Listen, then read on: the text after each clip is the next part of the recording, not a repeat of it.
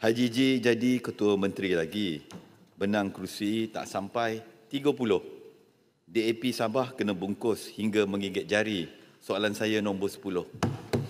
Silakan Menteri Pertahanan. Bersatu Speaker. sama juga, bersatu. Speaker, Bersatu 33 tanding. tak perlulah dia mengeluarkan kenyataan begitu. Kalau nak berpantun, 33 kerusi boleh tanding pantun. semua kalah. Speaker. 30 kerusi hilang deposit lagi. Pantun je. Yang berhormat perasan tak? Saya akan biar yang berhormat bercakap kerana saya nak jatuhkan pertuduhan. Ada keterangan. Bila dalam kekecohan, saya pada peringkat awal, saya akan biar yang berhormat bercakap.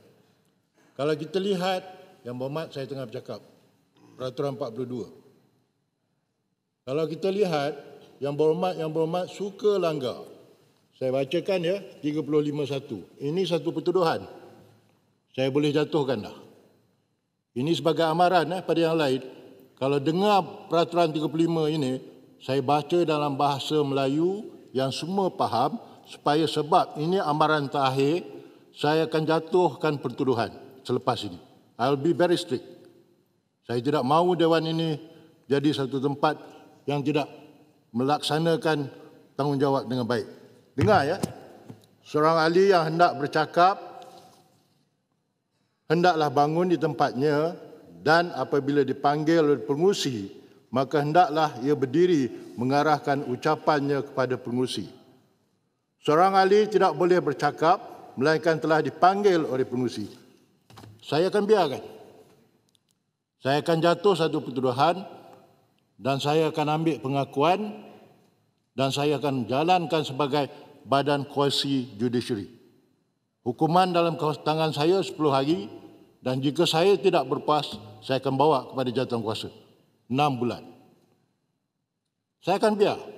That is the collection of evidence. Mana peguam-peguam dia tahu macam mana dalam mahkamah berjalan. I will read the charge. Saya akan baca pertuduhan. Saya akan bagi ruang nak mengaku salah atau tidak. Mengaku salah, saya akan minta rayuan. Apa yang nak meringankan hukuman.